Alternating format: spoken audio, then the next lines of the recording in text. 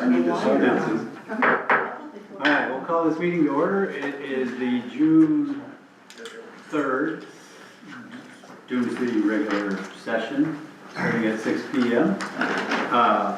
Everyone's here except Melissa. Melissa texted a little while ago and said she was not able to make the meeting tonight. So make a note. Please join me for the pledge of allegiance.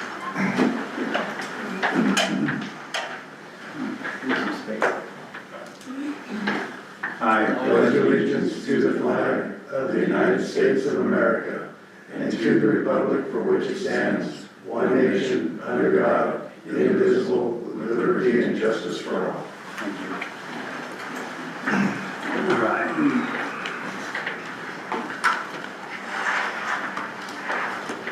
Item 4 is consideration of the agenda. We just have the two ongoing items. Continued public hearing on Chapter 155, the Land Use Code, and if we finish that, we have 154, Soil, Surface, Water Management, Chapter teed up. Anybody propose any revisions to the agenda? No? All right. Seeing no one, I'd like a motion to approve the agenda. So moved. Thank you, Susan. Second. Thank you, Rich. All those in favor? Aye. I believe that's unanimous. Item 5 is announcements, correspondence. Did you have any? Yes, sir. I have two things. One is a June 10th event. There's a couple of them on June 16th, and then one on June 19th. There are some flyers in the back there if you're interested. And then again, the 4th of July, pie and watermelon eating contest. There's some flyers back there as well. All right. And related to that, it's not an action item or anything, but we took a poll of our council, and I just wanted to firm up volunteers. Lila is now on vacation for 2 weeks, so James and I are making this up as we go. We need to be prepared when she returns for the 4th of July. So I have Chris and Amber. All right. Larry? Yep. You were a no? No. All right. Susan and Alan? All right. Melissa said yes, and maybe family. I'll follow up with her. Duke? Yep. You and your wife, or just you? I'm not even gonna go there. Oh, you're not going. Wait, just you? Yeah, just me. Okay, I'll make a note. That's safe. And then, and John Caldwell, I had you down as well, right? Yeah, Okay, looking down. okay, so Mayor, what time are we supposed to be there and where? 11, over there, the port, you know, the grassy area where the Yeah. little play ship is. That's where it was last year, so we'll have caution tape, we'll have an area combed out for us and some tables. So sign up start at 11, we have an MC that'll be there with a portable speaker. So I need volunteers at about 11 for crowd control in the beginning, and then 12 we'll start eating. And then there'll be, watching, not really judging, but watching, and then clean up in between each round. We'll have painter's plastic to cover the tables with, so, and it should be just clean, pull the painter's plastic off, fold the tables up, and go home. So, so I think we're good for 4th of July. I think we'll be ready. And I have some supplies for 4th of July in the truck to bring into you. Good. All right, with that, we'll go on to item 6, citizens input. This is an opportunity for the public to speak on items not on the agenda tonight for consideration. In observance with Oregon open meeting law, this isn't time for dialogue, but rather time for us to listen. The council may choose not to respond to comments. Lack of response does not indicate support or disagreement. City administrator will take notes. We'll decide if this is something that goes on an agenda or is for staff action. Is there anybody that wants to speak now? Please. Yes, just real short.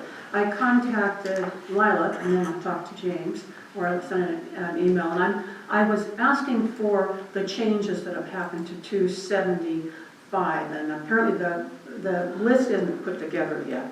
So I'm just noting that the mode of enactment says that if there's a significant number of changes, we'd have to send another announcement out and review those changes. And that's all I have to say. And so we're still in the middle of a public hearing, so no changes are published yet because we're still working our way through the very same ordinance. So at the end of this, there'll be a document that here are all those changes, the collective changes for public review before adoption. before adoption, that's what I'm looking for. So yeah, there's two that's- steps, public hearing, take comments, go through comments, and then a final adoption hearing.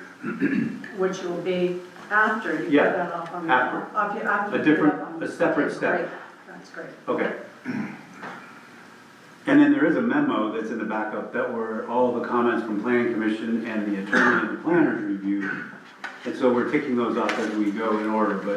And there are a couple copies of that back here. Yeah, and that list is published already of the planning commission's comments and the attorney and planners review. So, everything else is whatever happens here in this meeting. Any other comments, questions? Seeing none, we'll go to item 7, the public hearing. Let's see, I have some words to read. This is public hearing for land use file PAPA 25-01. This is a type 4 legislative amendment to chapter 155 of the Dune City Development Code. If approved, the amendments will be adopted via ordinance number 275. The Planning Commission recommended approval and adoption of the amendments with the revisions as noted. Those are in your, with the posted council agenda item. The City Council is reconvening this public hearing to continue the meeting from the May, what was the second meeting in May? I have the wrong date. Is that the 16th? Probably the 20th. 20th, from the May 20th City Council meeting. This hearing is now open. Oral and written comments will be accepted. We're going page by page through the ordinance. We will start at, let's see here.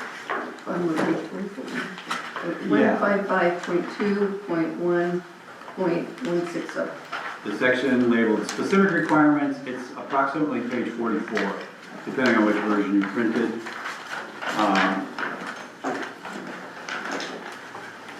And with that, we will begin taking, or start the discussion, I suppose, on specific requirements. So there are some strikeouts that are already in there from the planning commission.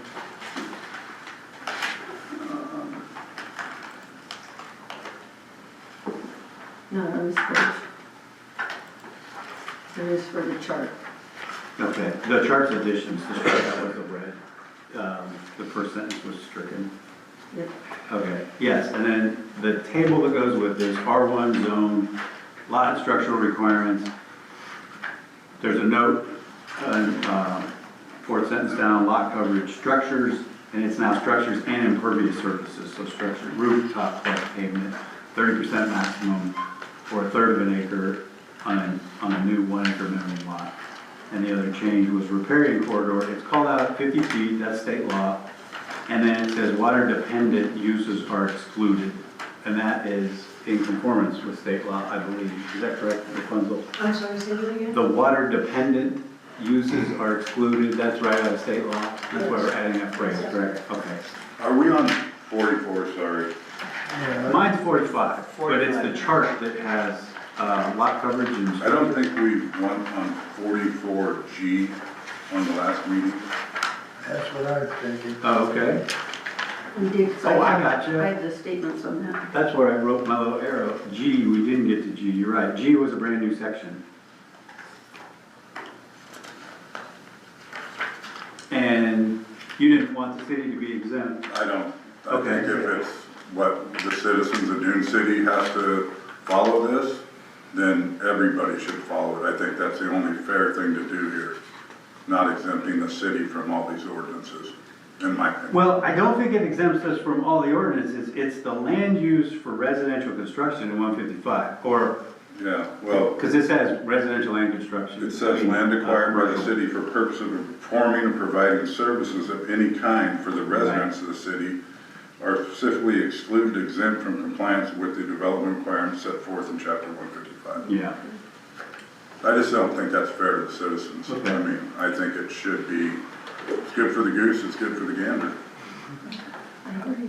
I think there's kind of a conflict here because we can exclude that, but then we ask for a variance from ourselves and we do it anyway. I guess it depends what it is, right? I see both sides. Like, if any citizen wanted to ask for a variance, they would come to us and we would review it. if we remove that paragraph, then we would just be asking ourselves for a variance. Well, in the typical, So you'd find a way around it, one way or another. Not aware of it, that's the process, like, Right. any citizen would go through as But- well. but- But you're Well, more, the you're more citizens have to apt go to. through a variance process. variance process, so why shouldn't the city? That would Well, be the so same. here's an example that I could think of. So we'd be talking about municipal type facilities, that provides a service to the public. So over time, if we have an enormous pressure to have a paved parking lot, like we need more parking at City Hall because the audience, I mean, just since we started this, it's tripled, right? We used to have 3 people, now we have like 10. I'm being facetious, but say we need a parking lot. The next page says you can't have more than 30% impervious surface. Well, it's really difficult to build a parking lot if you can only put, 10 cars on an acre of land. So a municipal facility, you would say, that doesn't have to comply because that's for residential construction. And, I mean, that's just an example, but I'm okay either way because currently we have nothing proposed that No, would require such a variance or a waiver. we would still go through the planning process. It's Right. just exempting us from having to go through the variance process, like, we're still gonna go through the planning process. Yeah. It's just potential unnecessary bureaucracy in the future, but it's fine. Yeah, most communities, public works projects are exempt from, like, you don't do architecture review for a water tank or a bridge. You may take input on what style you would like, but that's kind of where it ends typically, because the design drives, but. I like the idea of taking this out, because in terms of the public perception, what's good for the goose is good for the gander. Yeah. And if we do go and ask ourselves for a variance, there's a process for the public to comment on that No, I variance agree. at that time. But this is just a blanket, oh, we're gonna do this. Yeah. You know, I'd like to see us, if we need a variance for the parking lot question or anything else, I'd like to see the public have a chance Right. to opt in and make a comment, yea or nay, you All know? right. What do you think, Rich? No, I see both sides. I think I would tend to agree that, the perception is that the city's wanting to get away with something, and if we're gonna do it, let's do it right and just have it open meeting and have it right up front. So I would say get rid of it. Okay. Susan? I could see both sides, but I want to be totally transparent, so I want to get rid of it, so the Okay. city has to go through the same process. How about you, Duke? Well, I'm big on variances. I think that everybody's situation's so unique, and lots are all different shapes, and so we need to be very aware of that, but I'm for getting rid of it myself. I think it reads, how Jack was saying, it looks like we're kind of trying to take care of ourselves a little bit. It was the one thing that the government got to do around here, you take fun out of it. That's almost unanimous, so yeah, let's just, Strike it I mean, out. we just added it, we'll just take it back out, and, which means it's the way it is right now, Yeah. right? Fair enough? Thanks, Jack. Now we're back to 160. So I have a general question about the setbacks. Pam, are you here? Yep. Okay, Pam, I recently saw a permit to build a pickleball building on my property. And there's a 10-foot setback, and Pam advised us that we can go to 5-foot setback with the concurrence of our neighbor, who, by the way, is gonna be using the pickleball court. So, is that flexibility still here in this code, the way it's written? Or does each time you can't just bring a letter from your neighbor, and you have to get a variance for that? How does that work? I don't know the answer, so I'm seeking guidance, either Rapunzel or Pam or anybody that might know. I think we should have that flexibility between neighbors. Case in point, in Florence, I own a property in the county up there, and setback is 0 because of a negotiated agreement as to where to place a septic field. It was best for both neighbors that the septic field be exactly on the property boundary. So there's a recorded agreement, easement if you will, that the setback is 0.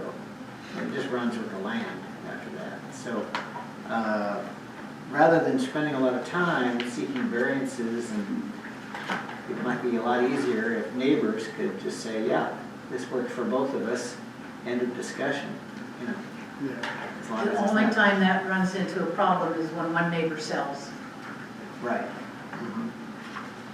But then it's already happened, right? Yeah. So the question is, how do we approach that situation? I mean, I know it's side yard, it says 15 feet from property line, side yard, interior lot, 10 feet from property line. I don't know where we can put some language that would say, or as negotiated between neighbors, you know. I wouldn't. I mean, if we want to make it 5 feet, I think we should just make it 5 feet. Okay.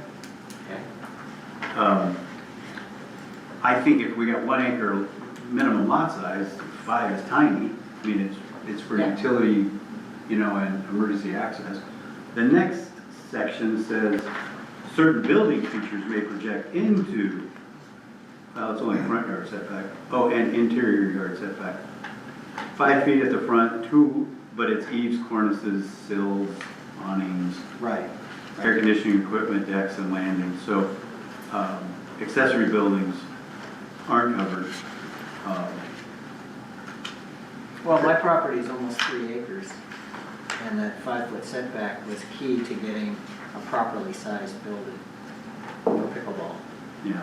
And so, you know, there was a good reason, both neighbors liked the idea. Is it a pickleball court or a pickleball building? It's a building, It's a building. Building with a pickleball court, is Yeah. indoor pickleball. yeah. All right. Yeah, Larry doesn't play outside. Well, I tried. So, I don't know, I'd like to see it changed to 5, but I also like the idea of just cooperation between neighbors. Yeah. Well, that's what a variance looks like, right? You go to the neighbor, they go, sure, I'm okay, and then you pitch your idea to the planning commission, and they say, okay. And then even if somebody moves, it's been blessed by the planning commission I and understand. or city council. Yeah. Would that be better for you, Pam, going forward? I mean, is it better to have to go all the way through planning commission for a variance of 5 feet? I'm not sure that that's a good. That's cumbersome too. Yeah, I think it's, the neighbor's gonna go, really? I have to go down there and testify? No, they don't have to, unless they hate it. Just a letter. When you get along with your neighbors, it's really good. Mhm. Yeah. So what does everybody else think? I mean, I think on a typical, on an acre lot, 10 feet is not difficult, but you're right, there's accessory structures and, you know, other land features that you're avoiding, steep slopes and drainage and everything else. So just because you got an acre doesn't mean you got a ton of usable space on yours. Well, I'd like it to say something, I mean, I don't care if we reduce it to 5 feet. I'd just like to see some flexibility on any of these, you know, front 25 feet from the property line, I get that. But side yard corner lot, 15 feet from the property line. That's a lot. Side yard interior lot, 10 feet from the property line. Rear yard, 10 feet from the property line. I don't know what that serves to do to your neighbor on a 1 acre lot, except address special situations, so. Can I bring up something? Sure. It kind of goes to your point. Uh-huh. When we built our house, it was not a 1 acre lot. We had to go by these properties, and it put us up against our neighbors, 5 feet from the property line, because we had to go with these setbacks, and then no one. Because you're a corner lot, right? So you have the Yes. big setback on one side, Mhm. left nothing at the other. And it left nothing on the other end, because we don't have a 1 acre. Yeah, so I like the idea of having some flexibility in the process there. And we tried to, can't we just move it up, and there was no variance available for us at that time. Yeah. Then, so, but I know in Westlake, sometimes you do get very close to your neighbors, and these are not Right, none of the good old setbacks are 1 for acre. anywhere in Westlake. Right. Well, maybe we could just add some language that would say setbacks could be reduced by mutual agreement between the affected neighbors. Something like that. Mutual written agreement That way it doesn't have to go to the planning commission and seek a variance. It just could be something like how Pam handled my situation.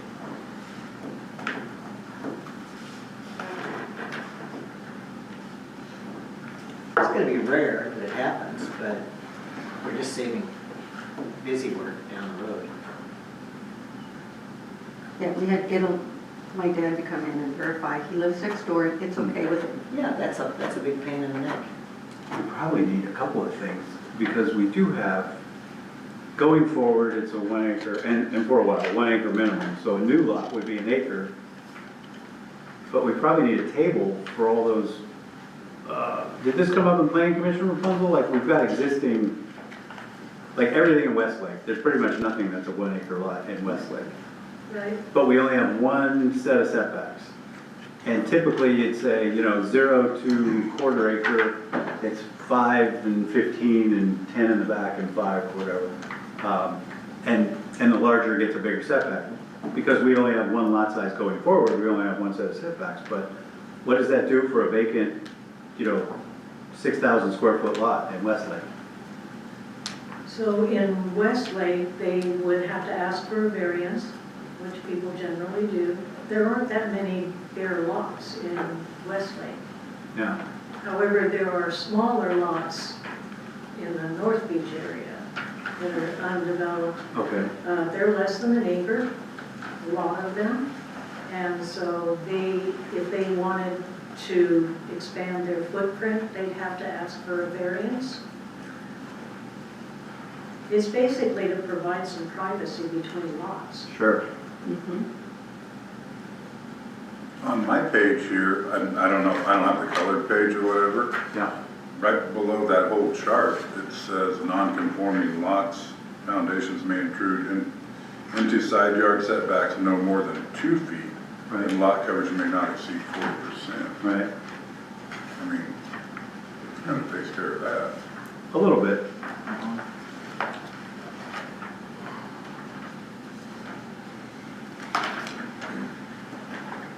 Well, like I said, I'd like to just propose language, a paragraph, something that clarifies that between cooperating and agreeable neighbors, the setback could be reduced.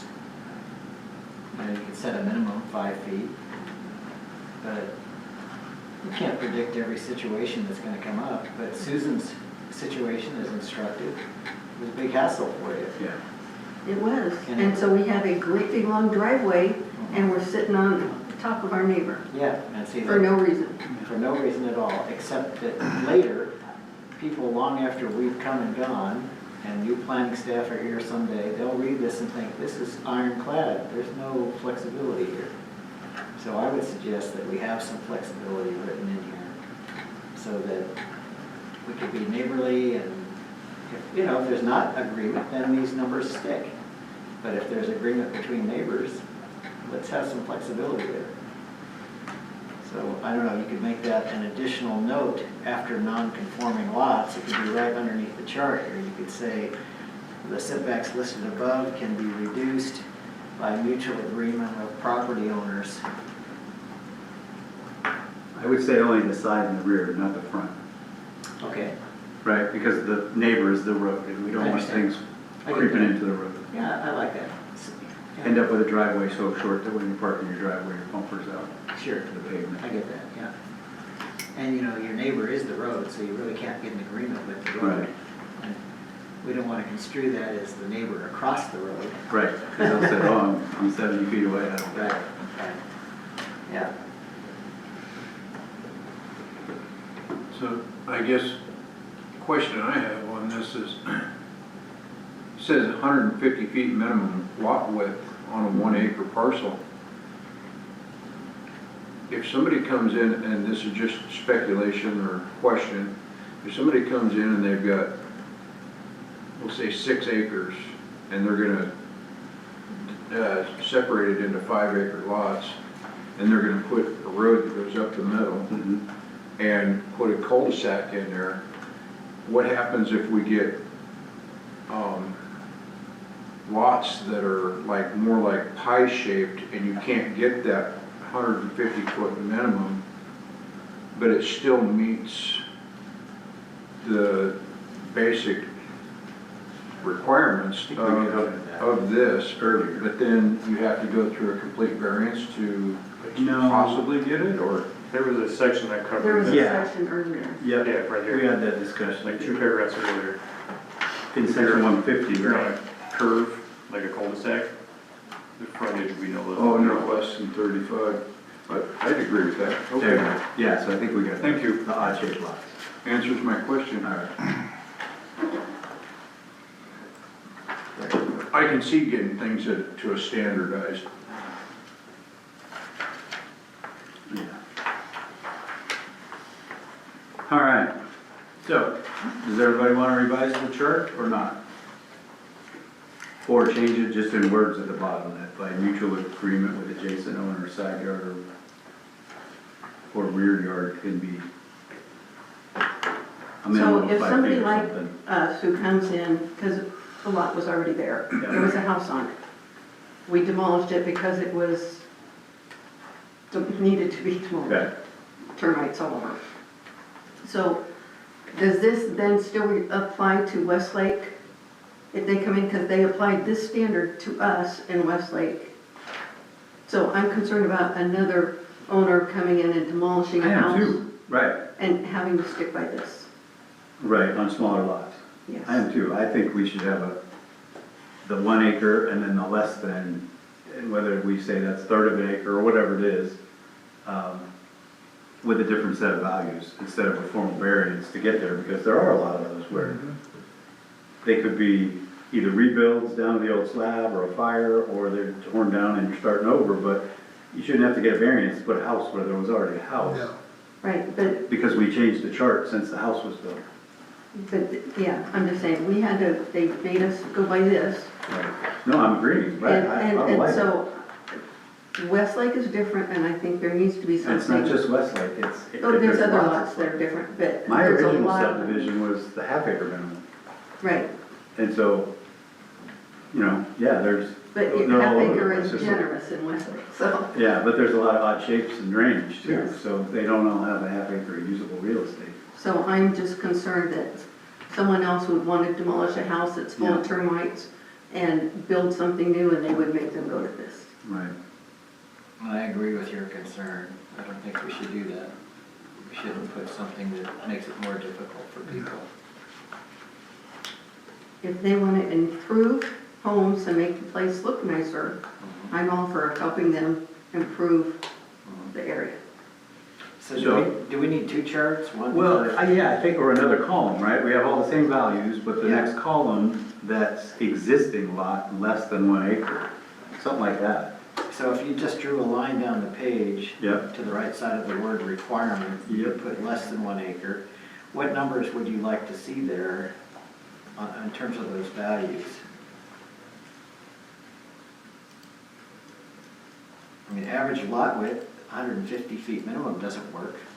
No. Do you know what they are in Might be- Westlake? Most of the lots had a 50-foot frontage on it. Ours has a double lot, so it's about Gotcha. 100, but most of the lots have 50. Are there any that are below 50? There might be Probably some an odd. odd-shaped one. Yes. Yeah. The odd shapes, but they might be larger than the minimum.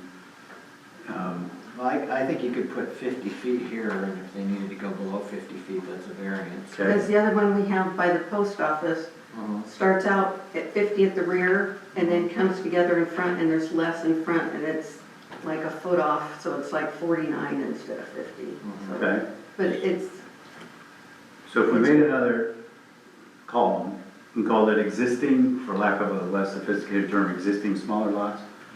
So we wouldn't be mapping new smaller lots, these would be those that already exist at the time of adoption, which is some North Beach, Westlake, they're all over, there's lots of smaller lots, and there's lots of odd shaped lots, so 50, the small lots, the impervious probably has to go at 50%, because you don't have nearly as much real estate to work with. So what would be the size of the structure if you got a half acre lot would cover 30%? And still have enough Feet, well, for your septic and. 20,000 square foot of real estate and, 30% coverage would still be 7,000 square feet of impervious. Plenty of square feet. So are you saying stay at 30%? Or are you saying 15%? I didn't hear you. No, I said 50, but I think would say. 50 is too much. I think we could use the chart at the bottom and say those other shapes could be 40%, because it's already, we already have that note that we can add, so. Right. Let's say 40. 40, okay. So that's under lot coverage, impervious surfaces? Yeah, Okay, 40%? and then I would leave the front yard if you're on 101, Yeah, that's highway setback, I would leave that 30 feet. I don't know that we have a small lot that fronts 101, that's an unusual situation, so just leave that at 30 feet.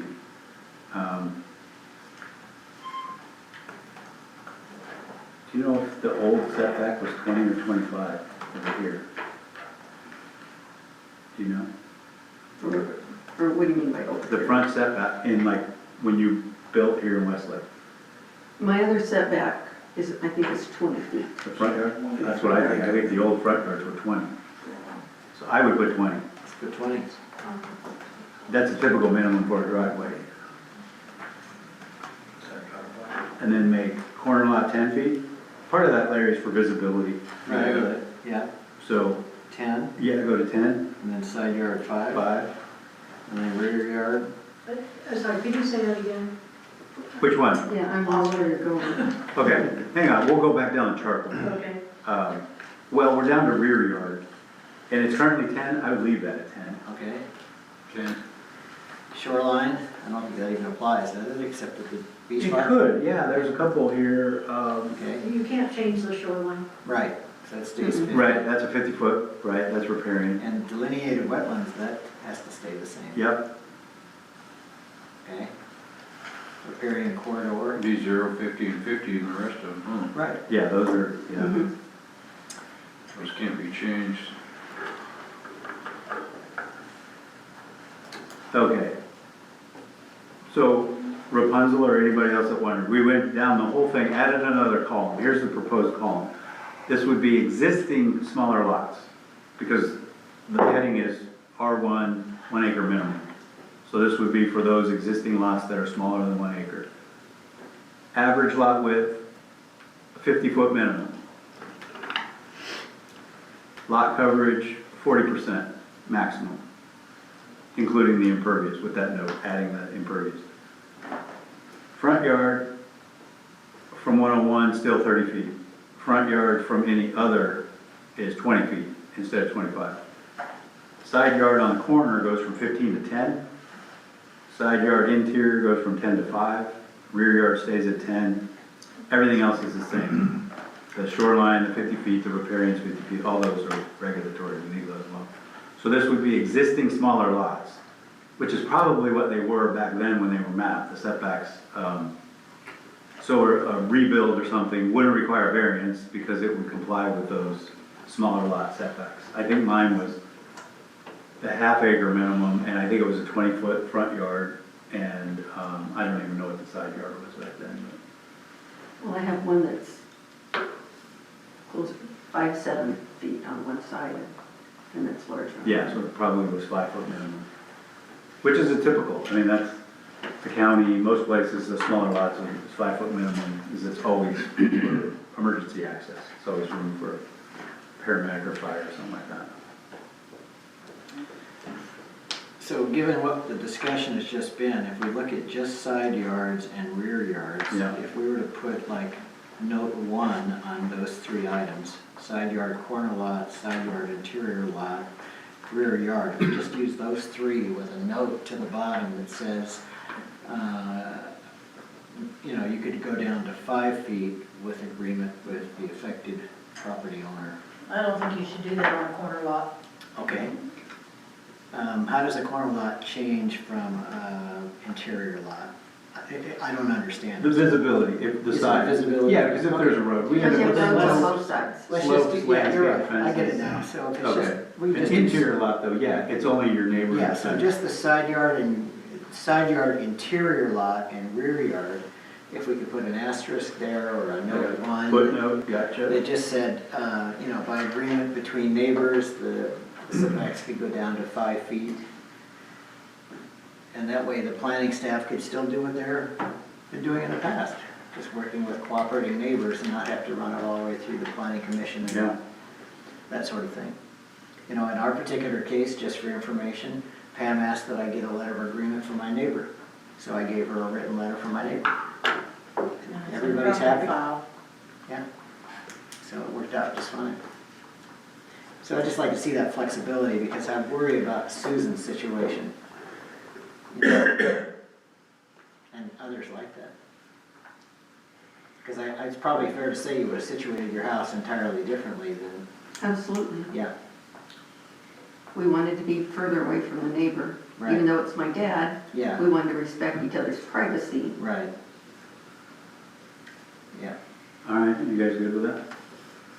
Can you say by written agreement? Yes, I Yeah. put written owner approval or something in writing, yeah, they would have to bring something to City Hall for your by written agreement permit file.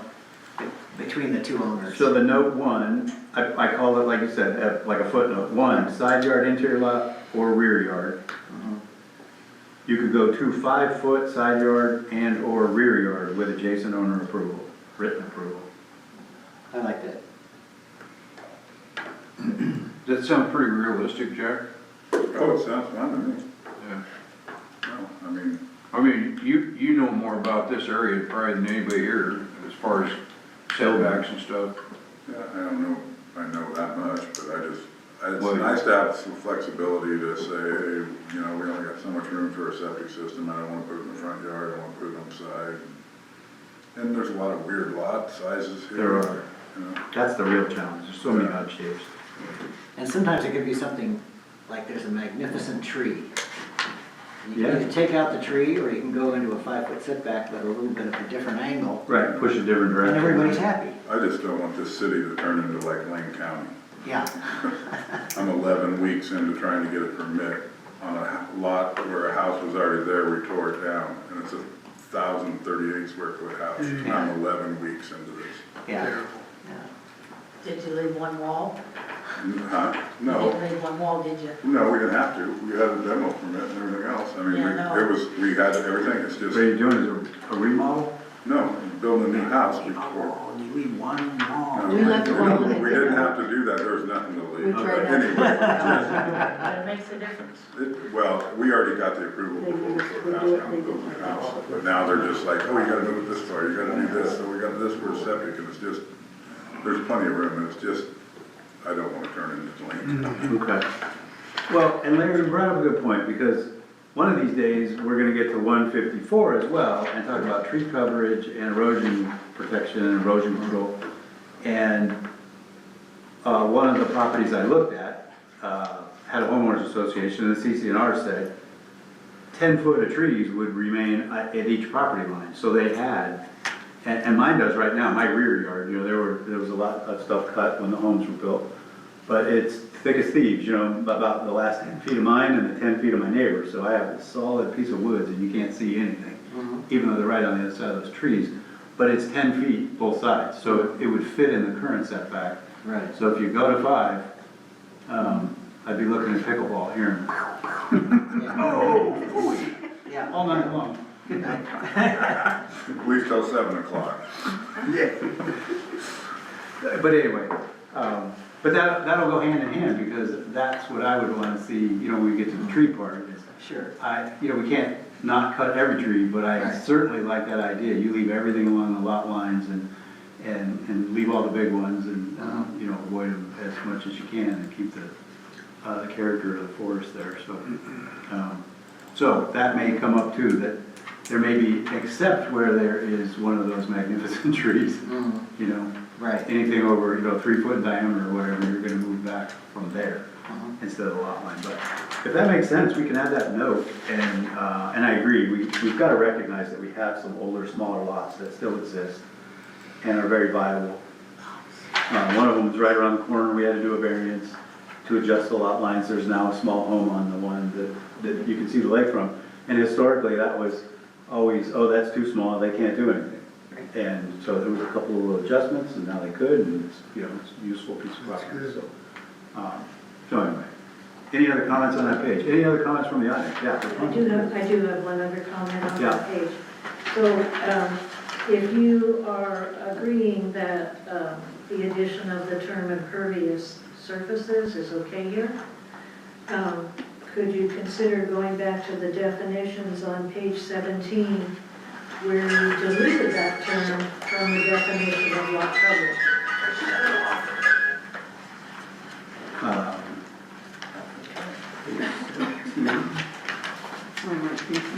She said 17.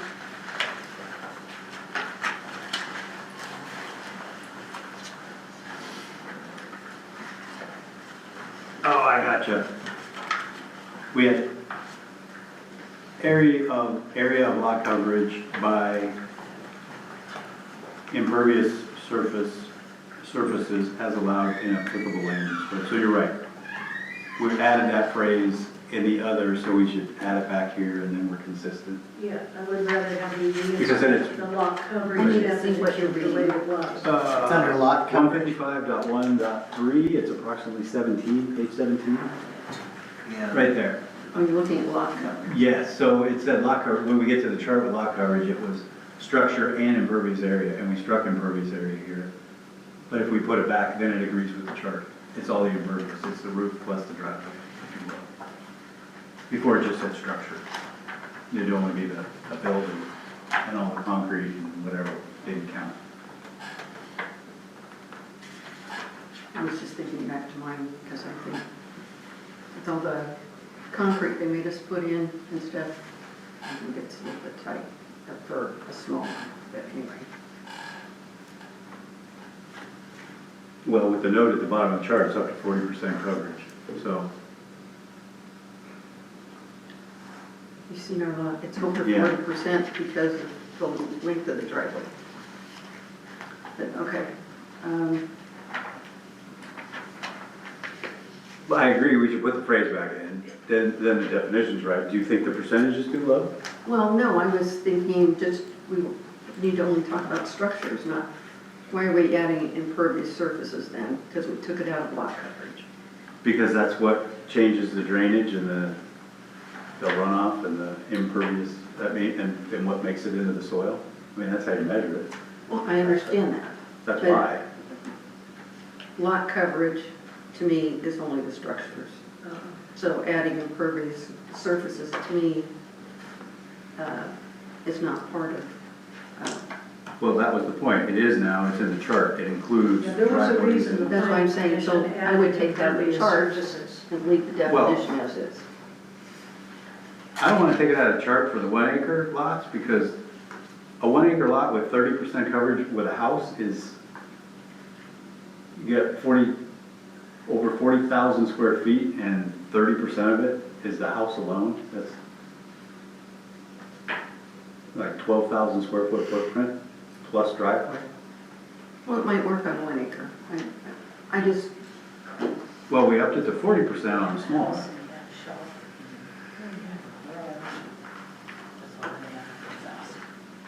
I mean, if you're doing infiltration for rain or drainage, you gotta take into account both. I think that makes it consistent. You can do porous pavement or something, you can do Pervious. grass creek, yeah, there's all kinds of stuff you could do where your driveway doesn't have to be impervious, you still got. or it plenty of isn't, we real put ours in drain stone that drains. estate. Yeah, Yeah. so you'd be fine, yours wouldn't count, you're good. And I had to fight for that because I didn't want to do drain stone. But drain stone works. Yeah, Yeah. agreed. And that fight was here local? Yes. So I don't think that fight can happen these days, but I'm guessing, because all the personnel has changed since then. I know. Okay. I just, Okay, I don't want to be stuck in the past. I went on through future traumatic boards. things and I they know. had to be brought up, okay? Okay. All right. So are we on page 46 now? I think so. Well, we're to the bottom of the table. Did anybody else have a comment or question? If not, James, you have good notes? Okay. Yes, sir. That takes us to building features, is the top of the next page. I have page 46, give or take. We're still in 155. And then change the bottom of the page. Where? 155.2.1.170. There you go. So the next revision was in item A, setbacks. It was just more specific. It used to say air conditioning. Now it says HVAC, equipment, porches, platforms, decks, landings.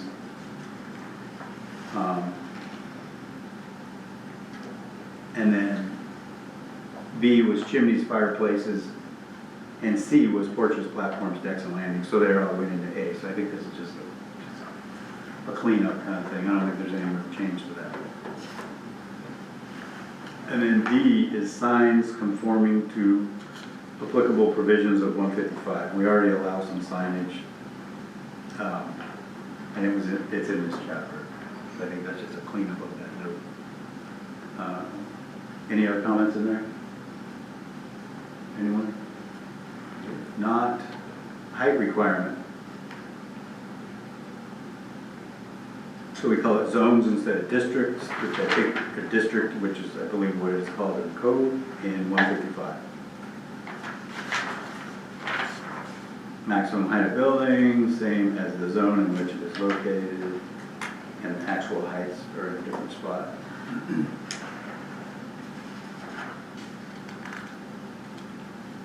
I have a question about the fences. Go ahead. Number 3. Okay, so this says, and I understand this because you put up, not here, but some chain link in another area.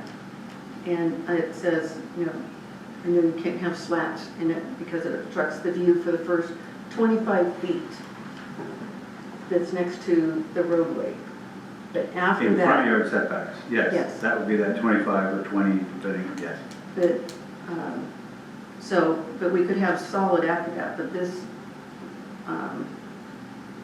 they don't want, solid otherwise in the front yard if it's back further than that. So I guess that's technically would be a side yard, is that what they're calling it? Right, once you're past the front yard setback, yeah, then you're a Okay. side yard. And it is, right? Is that was your question? Yeah. Where it is, where it can Yeah, start? because ours was, you can't have it in that first 25 feet, but you can slap the rest of it. Right. Actually, we could slap the first 25 feet as long as we stayed under 3.5 3.5 feet. And we did that, so I just want to make sure, the way it's written, you have to really think about what they're trying to say. Yes. So I just wanted to make sure that was what they were doing. Right. That's what I've seen done in other areas. I guess another comment is, and didn't we have something in the code somewhere that stated that if they had things that needed to be site obscuring, that we required them to build a fence that makes it site obscuring? Mm-hmm. So So we didn't see this. with a 3-foot fence in the front, I won't do it. that won't do it. Well, you can't, it was backyards. That was in the nuisance. Yeah, so it was stuff like in your backyard or side yard, or, yes, it had to be screened with a hedge or a fence. But front yard was, you were allowed to have that one visible project vehicle or boat, but everything else had to be in the backyard. So if it's got a license plate and it's registered, it's in the front yard, you're legal, you don't have to screen anything. Because part of this is about driving down the street and visibility at the corner. I was just more concerned about the setback portion, but Yeah. that's fine. Okay, We're good. all right. Thank you. Any other comments on this page?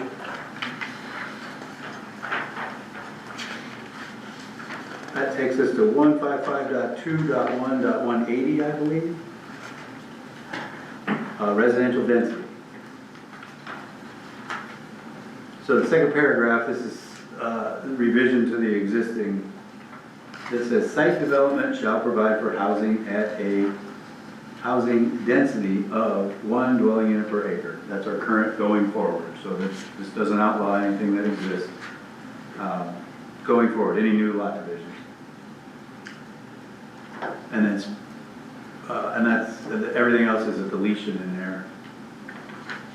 And it goes to 155.2.1, 190 special standards for certain uses.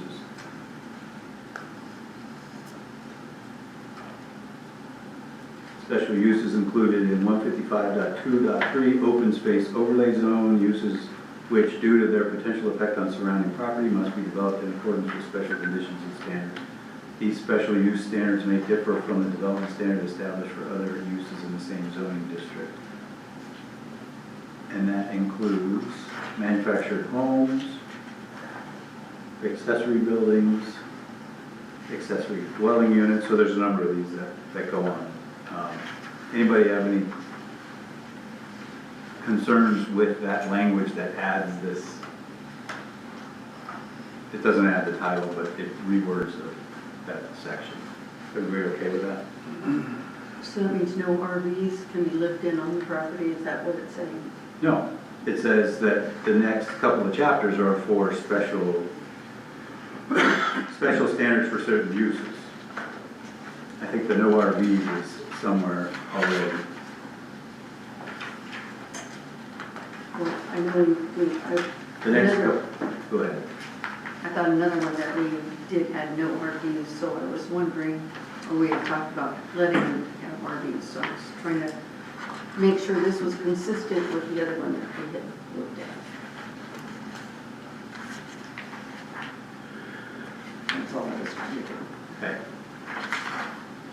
So, Well, this is a manufactured home paragraph, yes, so I don't think it would lead to RVs, but I agree with you, Susan, we have to have that language, and I think we did review that somewhere.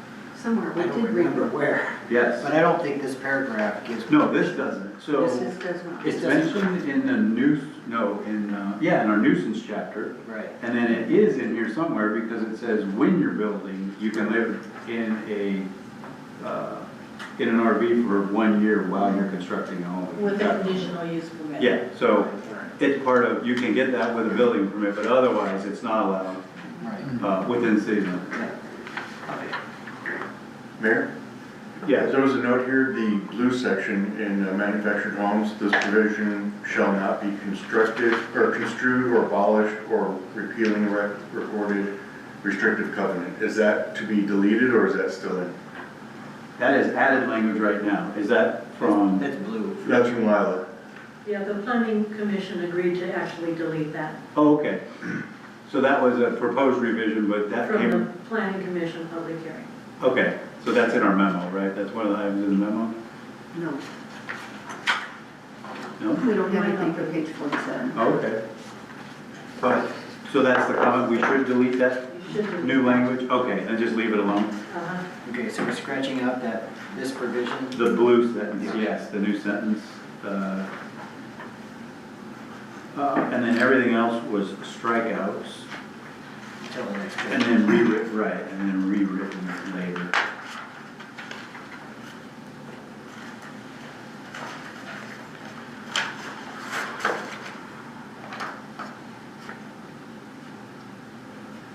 So a lot of this, we struck sort of the local requirements and just go right to state building code as defined by ORS 455.010.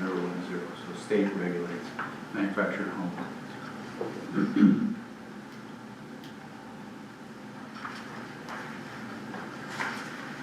Everybody okay with that section? Any comments down here? Duke? Yep. You good? All right. You good, Susan? All right. Next is 155.2.1, 210, accessory buildings.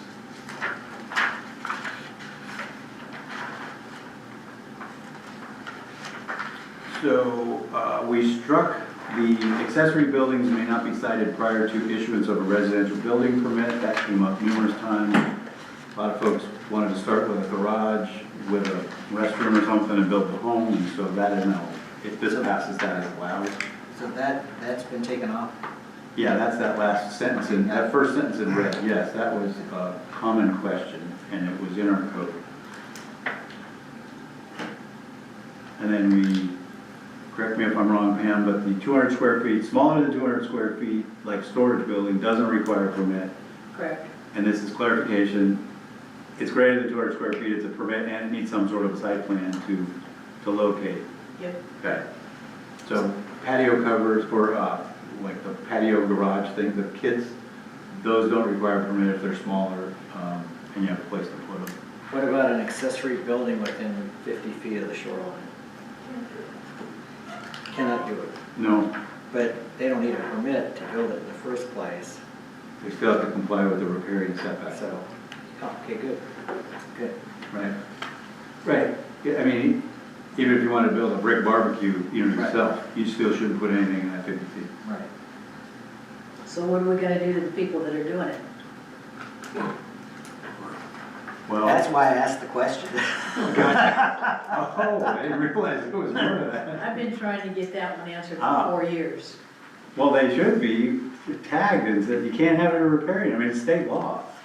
I know, but the state won't do anything about Well, it. don't say that, because I had the same experience, I called them and they're like, doesn't sound like that big a deal to me, you're not supposed to say that. Yeah. They disturbed the riparian and they stuck stuff in it, you know, and, why do you have a regulation? And then you tell, you know, they tell the city, well, the city should enforce it. And it's like, we're just carrying out state law. The city didn't really care either. Well, I know we have a riparian area in here, but what Larry was saying, should we put something like that in as a reminder in each area? Well, I was gonna say that if you look at this, accessory buildings under 200 square feet are exempt from the requirement for a building permit. So they avoid planning's review. Right. So I would just simply add, and may not be built in the riparian area. They can't be built in your setbacks either, right? Just because you don't pull a permit doesn't mean you waive all the I requirements. understand, but Pam is looking for a little more Sure. clarity. And so if somebody said, well, if you call City Hall, you don't need a permit for a building less than 200 square feet, and you also cannot build it in the riparian area. Yeah, That's language that she could use because right. it's You can written. point right to it, sure. Yeah, so I would just add Now, that. where you have an existing obstruction or encroachment, With fire pits, we are. with, say again? Fire pits is my big problem. Fire pits. Got it, because the riparian just says nothing, right? Yeah, you're not supposed to build anything in it. Anything. Well, there's limited, it's very limited what you can do there. Is a fire pit one of them? It's not, So if you sent them a letter and said appeal to council, it's not even something that we could grant a variance for because it's per state law, right? We can't override state law.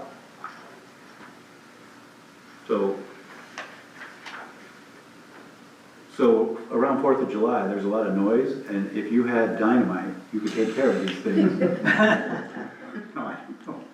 Strike that from the record, please. Don't let my guys hear that. I don't know what, yeah, I don't know. So I'm confused a little bit, talking about accessory buildings, fire pits wouldn't be covered under Well, they're accessory buildings. accessory structures, right? Somebody's built something that doesn't require a permit, and Right, it sounds so- like fire pits are the number one offender. Right, I'm so- thinking of barbecues, but it's the retaining wall blocks, right? They stack them up and build a ring and, Can you add that it doesn't exempt from all of the provisions of this ordinance?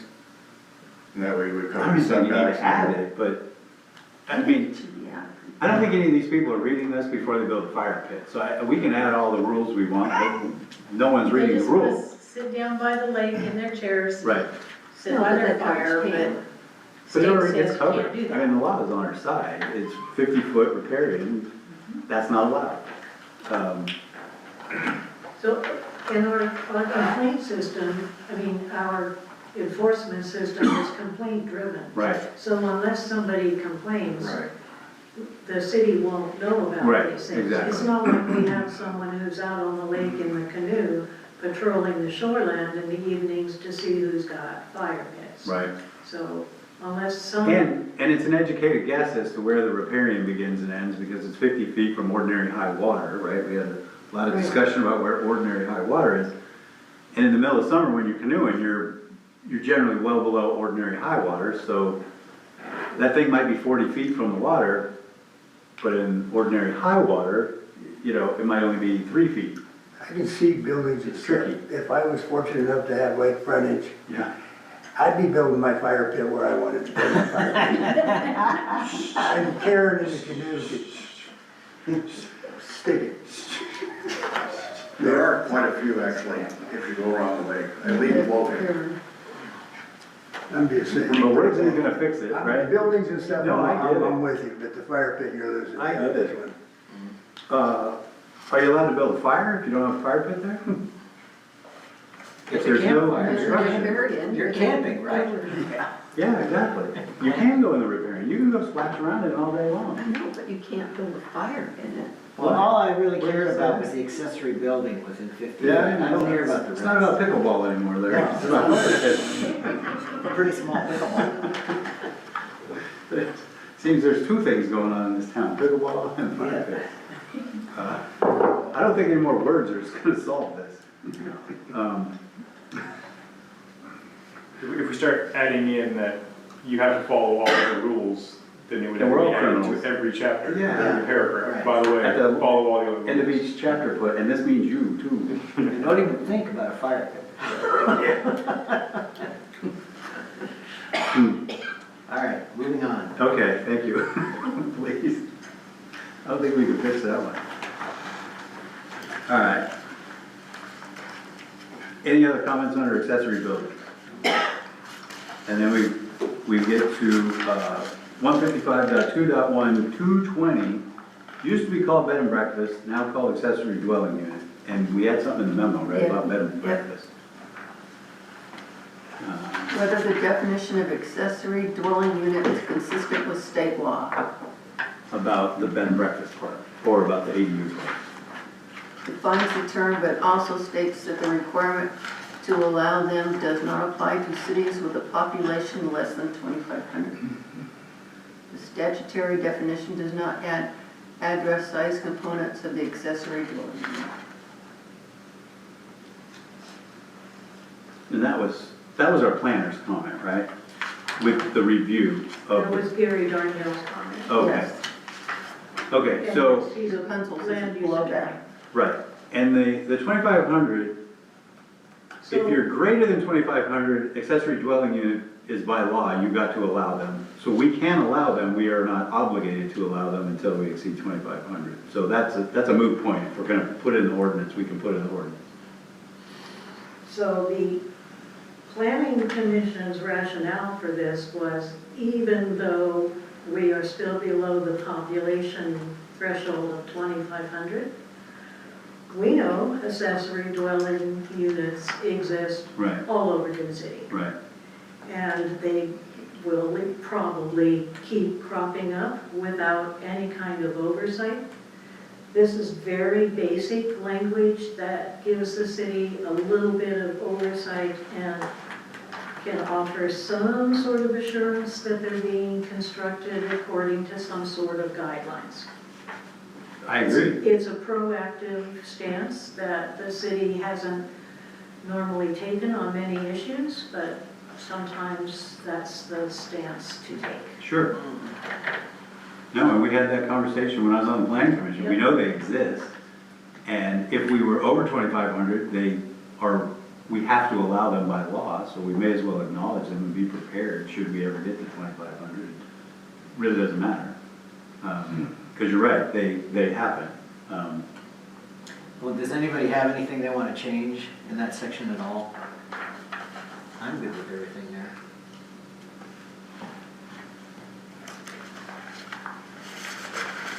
All the blue language.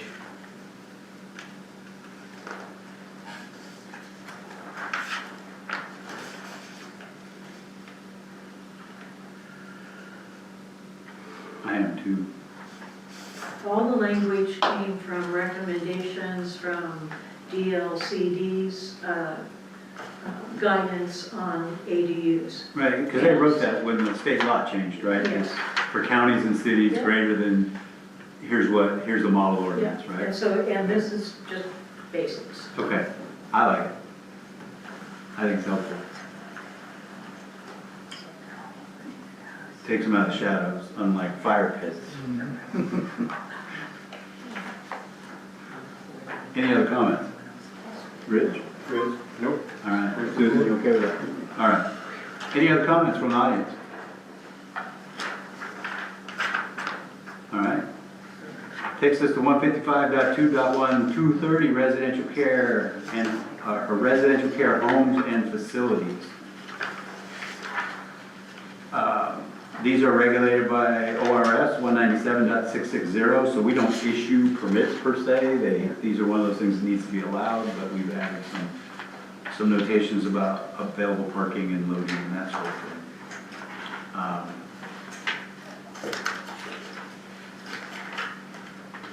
Any other comments on that section? All right, seeing none, that takes us to 155.2.1.240, multifamily dwelling.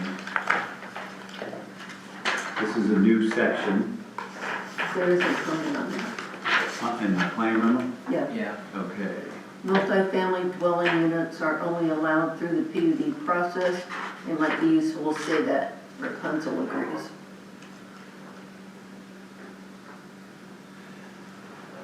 What page of the memo is that? 5? Yes. Yes. So I think you could add that sentence to B after common areas.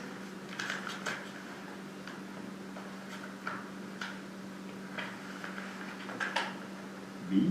I don't know. Well, I'm talking about big B.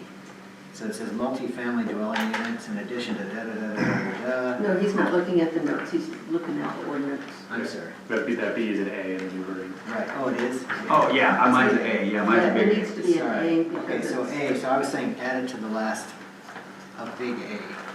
Gotcha. So big A then has 1 and 2, right? Access, circulation, and then trash. So add it to a sentence to A.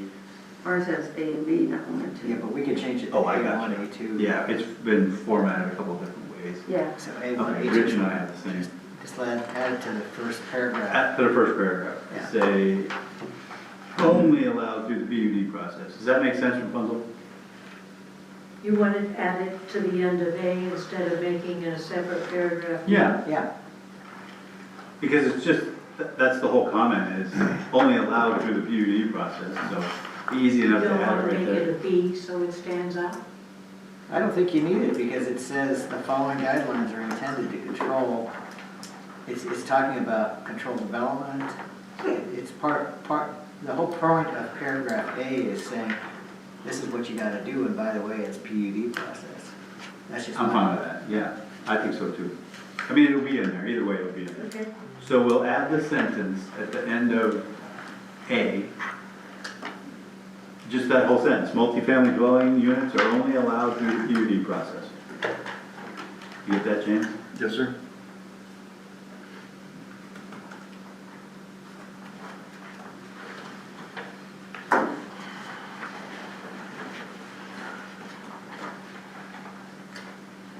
All right.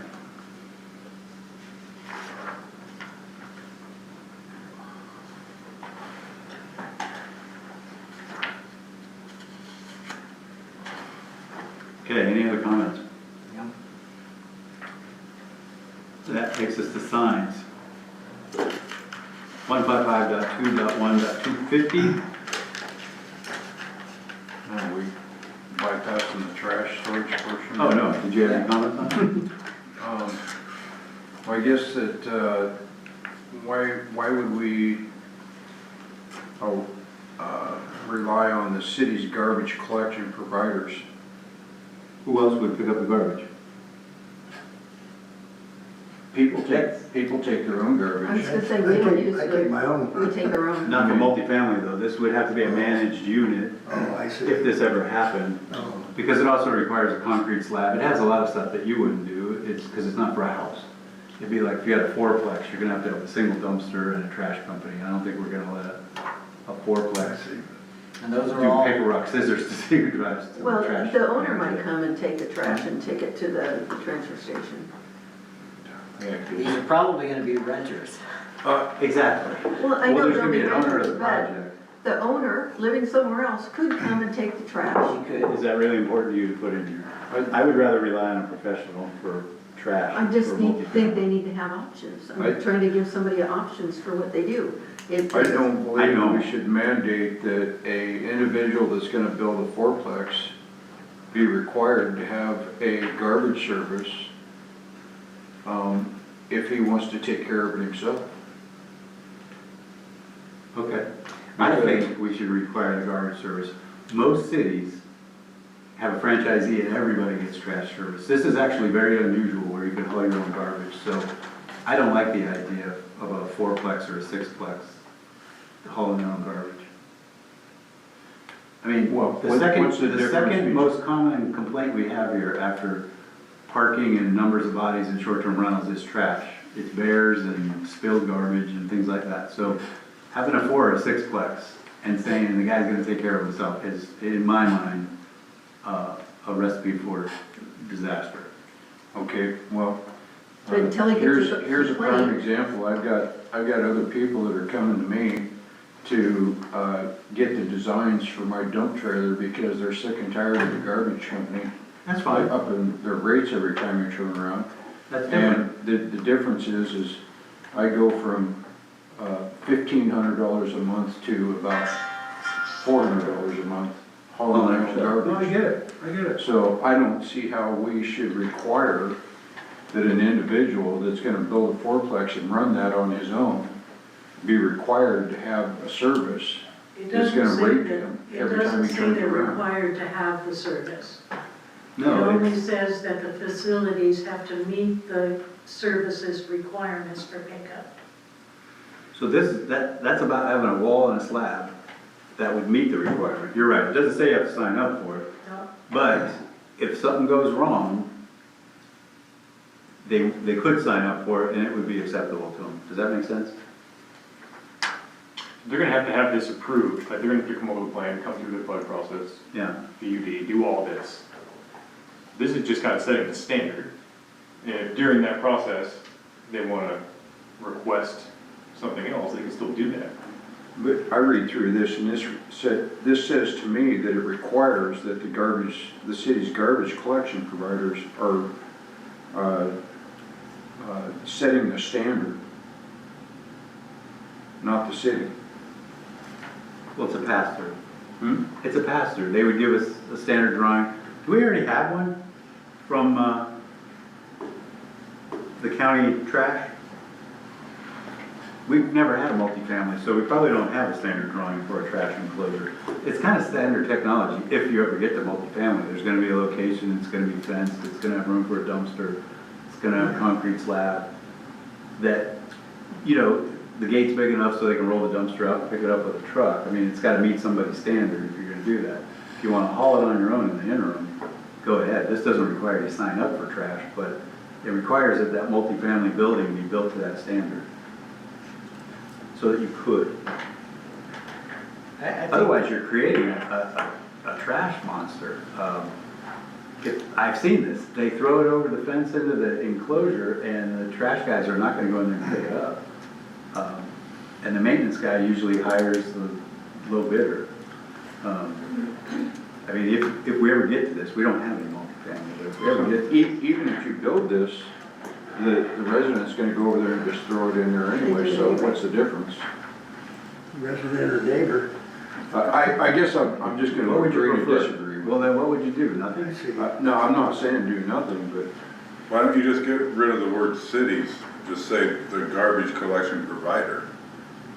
That could be a person or a company or whatever, just get rid of cities. Well, currently, there's only one that works in the city limits. But I'm sure this is a copy paste from somewhere else where they have franchisees, only a single choice. And they usually do dictate a standard for apartment complexes and commercial. I mean, the pickup service that we have now specifies the kind of cans they want you to use. Right, so their truck can They pick tell them you up. they would like to have those cans, the recycle and the rubbish placed 3 feet apart. Right. This is just an expansion of that. But if you don't use it, that's what Rich was talking about. What if you don't use that? Well, then you don't need to worry about meeting the garbage facilities requirements. this is stating that you're mandated to build this to the It specifications. says you'll build the facility that complies, whether you use them or not becomes a Right. contractual So- issue. And Case in it's the point. specifications are the city's garbage collecting provider, so. Well, the way I look at it is, you build it to this standard, and the owner can decide if he's gonna haul it or Right. dump it himself. Right. But if he sells it to the next guy, if it isn't built in the first It's got a place, proper facility, I agree. yeah, you have to have it built in the first place. Whether he uses the company or not, that's up to him. Right. I mean, you can have the facility, all the trash ends up there, then you can put it in your trailer and take it to the dump, if you want. Yeah. But you have to have the facility, the place for them to put it in the first place. That's what I think. Well, And I like I'm the just- idea of I'm just taking saying the that city out. we should have a standard that's written in here, not relying on a garbage company that may not be here in 5 years or whatever. There'll always be a garbage company though. Well, there's Well, always put- gonna be a garbage company, but it's gonna change, so. Or approved equal. What's that? Put or approved equal. Right, so it doesn't have to, you don't have to go to the current company, you can go scout them out and say, this is what I propose, a 10-foot by 8-foot rolling, or with a gate. So Because, Mayor, I mean, they have, it's something they've gotta be able to review and approve, and they've gotta build it. So the facility's in place, regardless of who takes the trash, the infrastructure's there when they So build the the building. garbage company's gonna have to approve, No, the city the does. city's gonna approve it. The city does. It's just saying, this way it says, use whatever they commonly use. Because they have different sized dumpsters. That's why I said, well, no, not that, but, the city doesn't have a standard. And frankly, this has never come up before, we don't have any multifamily. But if we did, either put, you could change that city garbage collector to as provided by the city, we'll go find a detail. We'll start with the garbage company, but it'll be a city detail. Would that be better? Because then it's a city detail that the local company would accept. That's normally what happens when you're in a city with a franchise agreement. There's only one trash company that's gonna pick up. They would say, apartment complex needs this because our truck can access it and dump the trash. This is one of the few where you have an incorporated city where you can have your own garbage. well, didn't you just say, Mayor, we can just add 3 little words there? I think so. Or, what'd you say? Or approved equal. Or approved Right, so they equal. gotta submit something to Pam, and Pam can say, I think that's substantially the same, I'm fine. Doesn't have to Yeah. come from a trash company, but it's gonna end up basically the same footprint, so there's room for a dumpster. That means you don't have to. But you don't have to visit the trash guy, right? You can take totally independent if you wanted to. But you gotta build the facility, Yes, the infrastructure right, for either service, right, your own or the, yeah.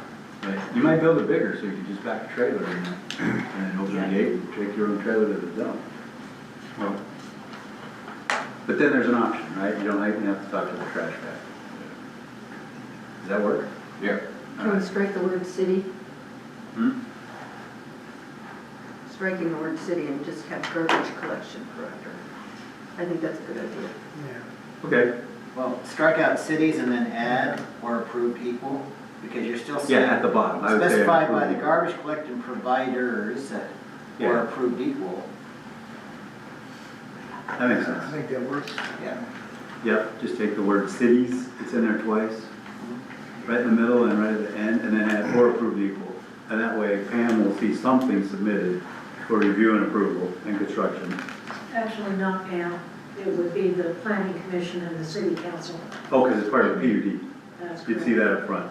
There you go. Okay. You have to leave city because it's run by it's contracted by the city, right?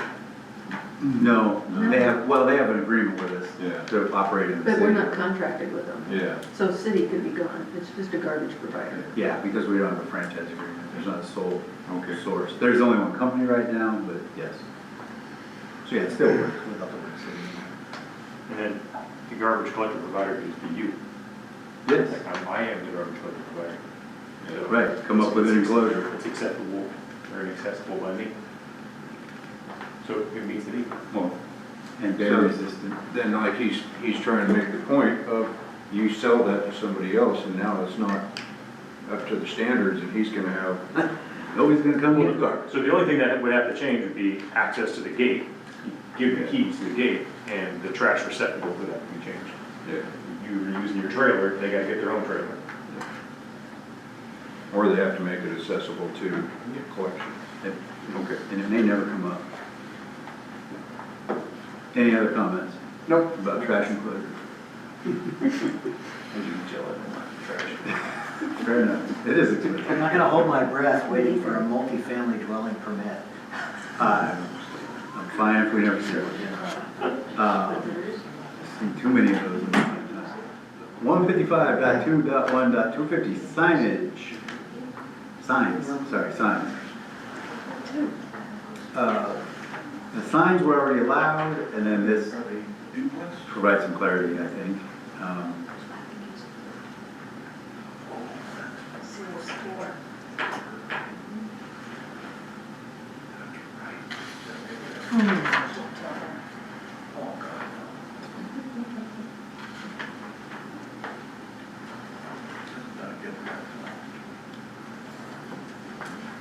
There's nothing in the memo about signs. No.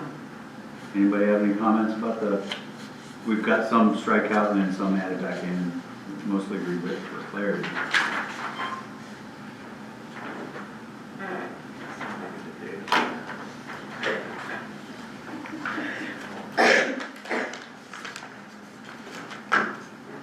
Okay. That takes us to 155.2.2, community commercial zone. Yay. All right, we're through the residential, which is probably the heaviest lift around here. That's the 90+% of our business. All right.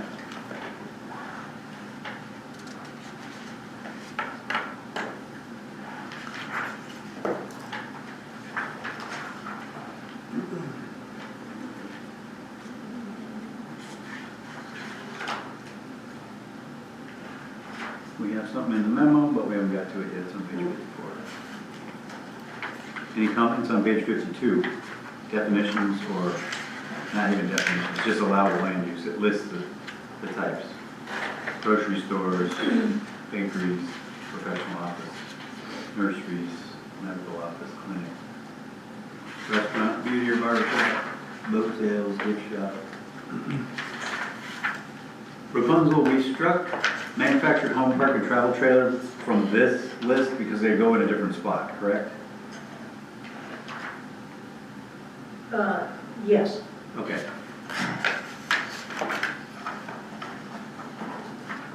Any comments in that whole section? It takes us to 155.2.2.120. Oh, Larry, you had a comment on Q, marinas, boat launching, moorage facilities, boat rentals, charter services, and seaplanes. It looks like it's been added on my Yes, copy, so. okay, so there's the revised version floating around that says seaplanes, mine's handwritten into it. Cool, thank you. Okay.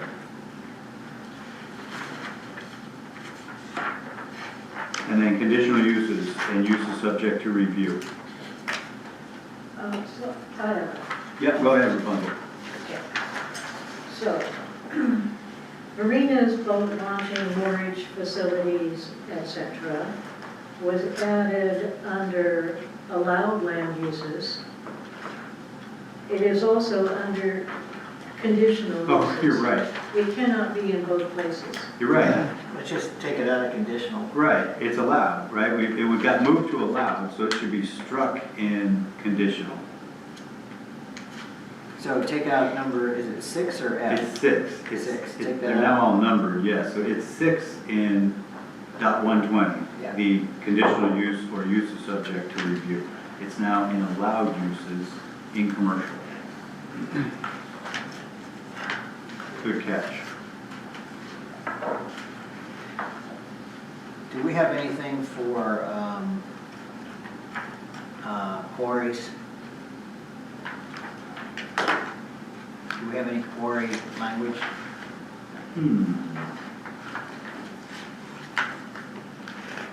I would suggest that we add quarries to conditional uses. Conditional uses.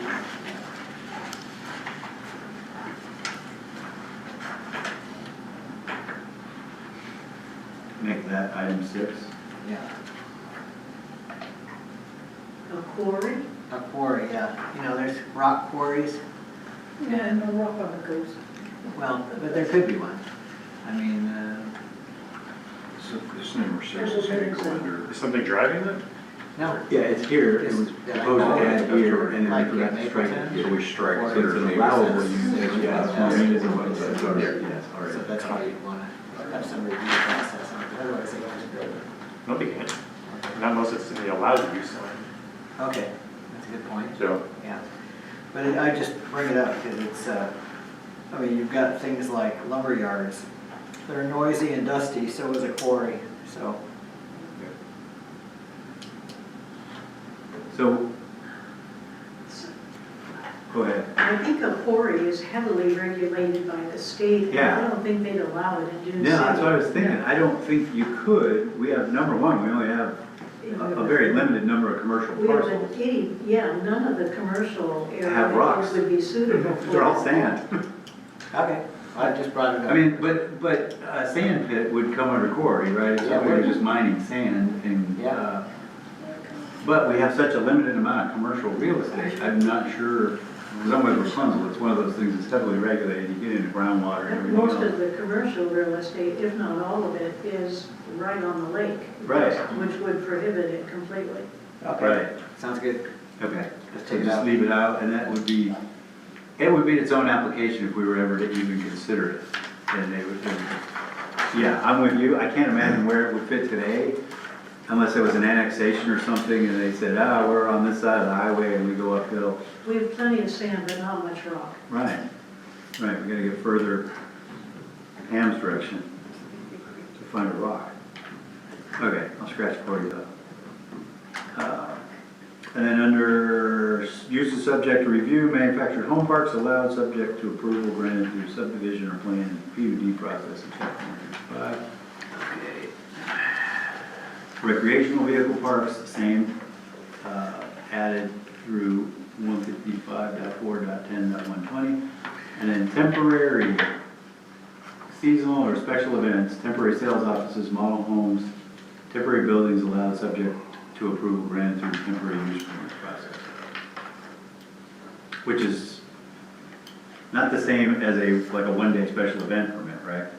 Correct. Okay.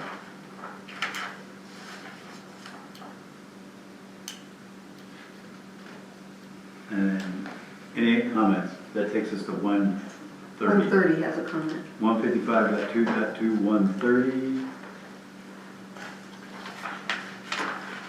Go ahead, what's that comment? Why have a category about uses not allowed if kept add structure requirements from 155.3.1.150A? Rapunzel states that this makes it really, really clear for staff what uses are and are not allowed. If it's not listed, it's not allowed. Gotcha. So you wanna just strike that section out, Rapunzel? No, that was Well, a comment from somebody else that yeah, said. Like somebody I else's didn't comment. want to strike it out, but you guys agreed to strike out that same phraseology under residential. So if you struck it in residential, you may as well strike it here. Okay, But commercial's a little different animal, right? We have allowed uses and then allowed uses with, You do as well in residential. okay, I always liked it because it just makes it totally clear to anybody reading the code that if it's not listed, you can't do it. But Gary Darnell thought it was silly to have in there, so okay, you could Got it. delete it, and I wouldn't mind okay. too much. I like it. You like it in? Yeah. I like it. Okay. To Larry's point, like, Hmm. if somebody wants to come up with a random Go ahead. idea. Yeah, Let's leave it in. I had a comment as well. Go ahead. One was, just said it was too restrictive on lot dimensions. I think that takes care of it. In, I don't have all the information, I just got it written down. oh, the next sections, we get into the Oh, okay. commercial Okay. requirements of general. Yeah, that's the very next section. It's on this page, but it's the So next. we're gonna keep 130, and now we're moving on to 140 and 150. And then 140 is building setbacks and lot area requirements, and it's the next, it's from 150 to 170. So yes, this is where that comes up, requirements in general. And we get into lot requirements, depth, frontage, lot lines. Yeah. And remember, this is for commercial now, so not single-family homes.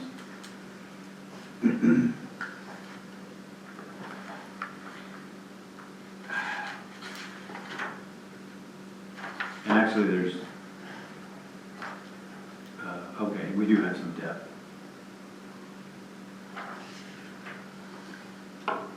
So what were you saying, Duke, about this? Too We're in restrictive. the next section, we're not there yet. Well, I think it's the depth and the frontage, we get into that whole 150 feet wide, 2.5 times Yeah. deeper, or the depth shall be 2.5 times that width. And doesn't apply to lots greater than 5 acres, but not all lots are even that big. That would be, it implies the minimum's 150 by 350, 425. But all the commercial exists, right? I mean, short of somebody trying to do a zone change on something else, they all exist, Yes. and they all are whatever they are, and they vary a lot. Yeah. I mean, they're all over the place. It's size and width and. Oh, yeah. Correct. The one on 101, the old seaplane base, Larry, that's only like 60 feet deep, but 300 feet long, right? Oh, I get it, yeah. Right? So its frontage is huge, but it's not 2.5 times deeper, it's like 1/10 as deep. So this would only be for new commercial. Right, going forward, if you created one, but we were sort of a static area and Unless we decide to, Either somebody applies to. bunch of zone changes Zone or changes. annexations, you know, annex something along 101 that's already commercial that's in the county. Mhm. But if you annex, you get it as is. Right. It has to come in at the closest available zoning and all that. And, so, anyway, so I'm open to comments, but it's kind of a, So I guess the way I'm reading this is that the front and the back have to be 150 feet wide, and then the depth of it has to be 2.5 times the size of the width? I mean, that's what I'm, shall be, That's what yes, it said. yes, 425 feet deep. That's a lot. Yeah, it's big. Not realistic. It's 375, 2.5 times. Oh, you're right, you're right. Is my math different? Well, Yeah, It just seems- 475. just seems maybe a little excessive if I. It is, Yeah. well, do we have a UGB, right? yes. Okay. Have we had anybody that was in the UGB that wanted to annex?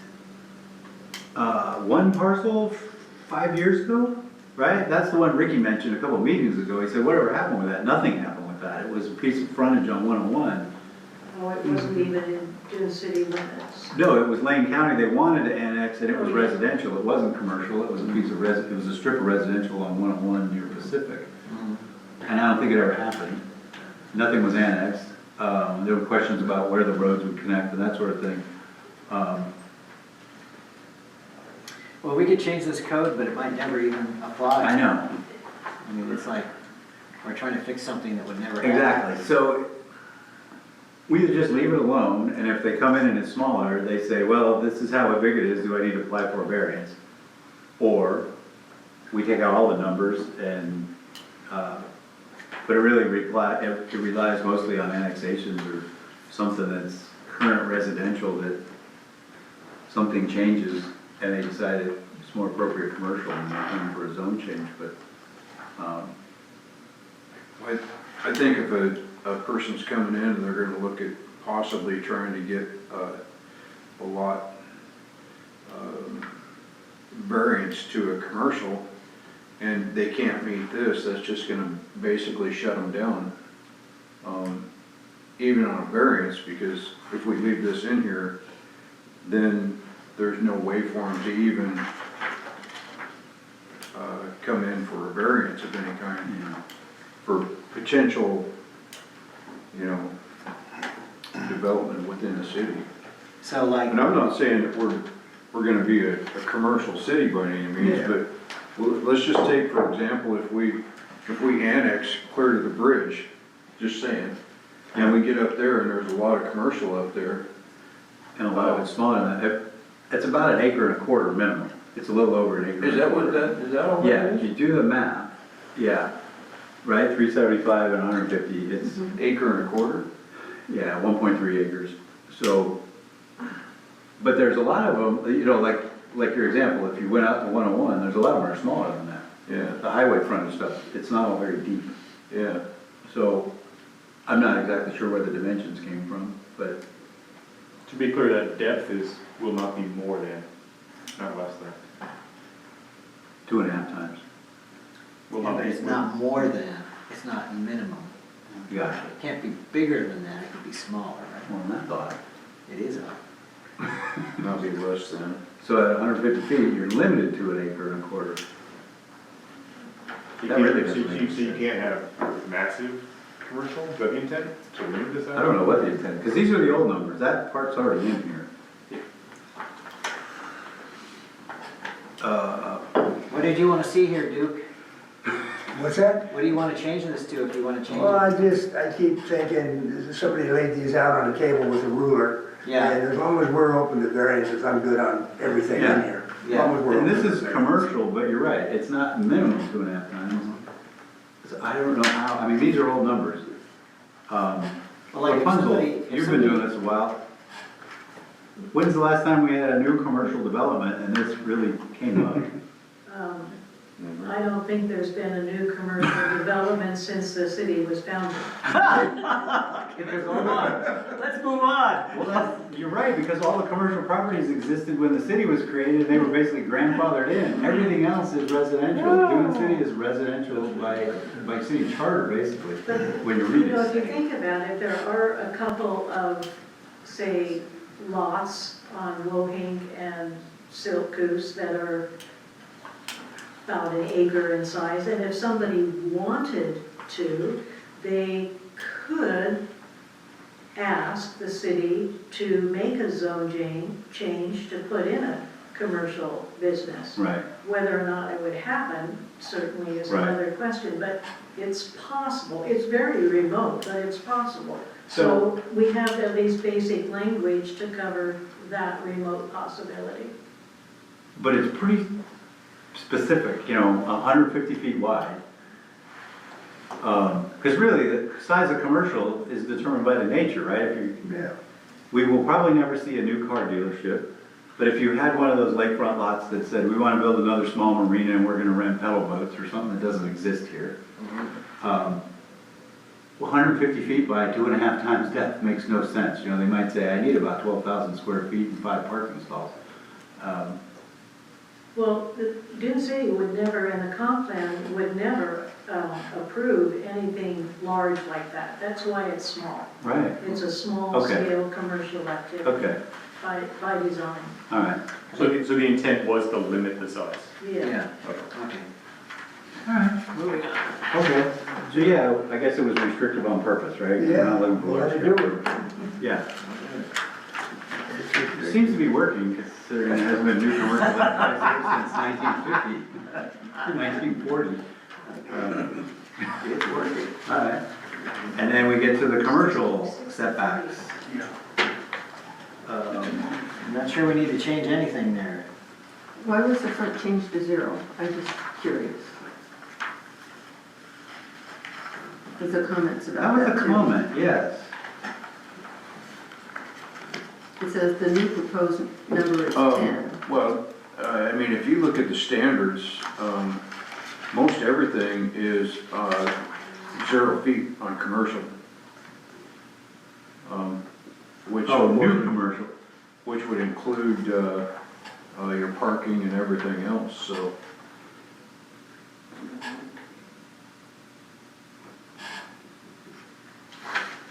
Well, once again, when are we gonna see this? What's that? We're not gonna see this happen.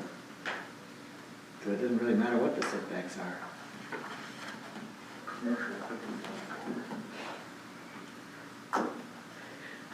Yeah. Yeah, this was an early discussion before we got to this section. What street are you on? The Little County Road? Is that Darling Loop? Right, Darling Loop. The parking, and it's long because before Rich was born, but the parking goes right to the edge of the pavement, and then the steps and the stuff going to the restaurant start right on the other side of the pavement. And so the 25 feet didn't exist for some of the existing that's already here.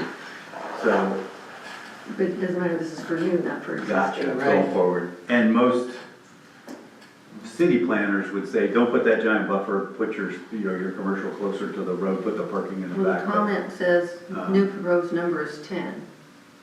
I don't know where that came from. I don't either, yeah, we've got So- blue and 0, and we've got 10 in the You got number. 0. But if, we'll just give a prime example, if Darling's Yeah, were to that's burn it. down, This here says 10. then I'm required to be 25 feet back, which takes I'm not away a saying chunk of my put property. the 25, I just asked. It's the same thing that I went on for the other one, because I tore down the house that was infested. Yeah, I had to go to these new standards that put the house in an area that really didn't belong. that would be the same thing here. So I'm just wondering why one is saying they want to go to 10 and this one says 0. I'm just trying to understand this.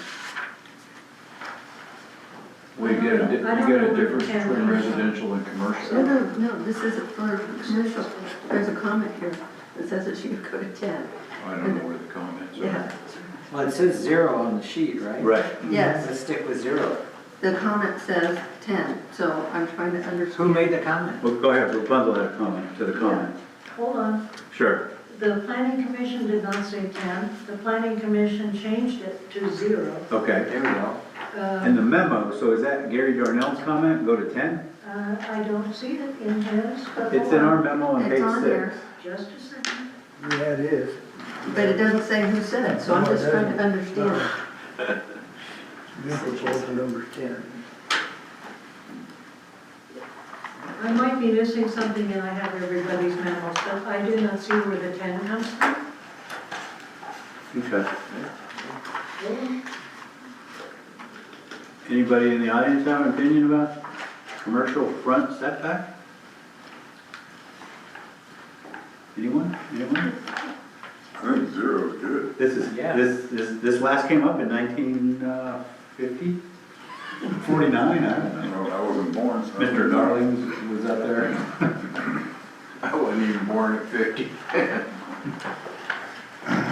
Yeah, no, it's not a burning issue.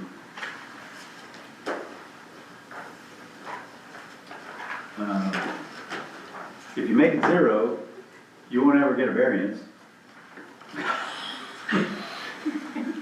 I mean, if you want to save one step someday, if you make it 10, you might get a variance, I don't know. I I mean, don't you think could there's go to a 9. dire need and they don't provide an explanation for why, so. Yeah, there's no other language that goes with it, so Moving on. everybody good with 0? That's why I All right. was asking, and there's nothing there. Yeah, And I okay. want to understand it before I say yes or no. Okay, So I still don't understand it, so. ignore it. Yeah, we don't know, we got no backup. Unresolved. I hope it doesn't keep you up at night. It will, Oh dear. I have to have facts. Somebody somewhere said 10. Scientists. That's part of me then. You got any more comments there? No. Okay. The end of the chart takes us to 155.2.2170, additional requirements. And this is very similar to the residential stuff.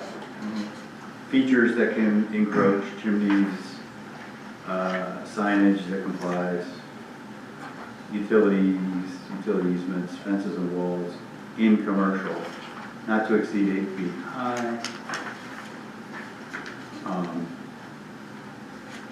Any comments on any of those? And that takes us to 180, which is the signage in the commercial zone.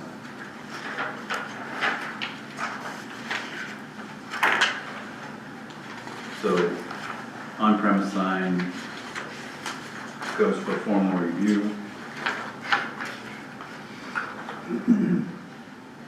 Everything in 180 basically is new.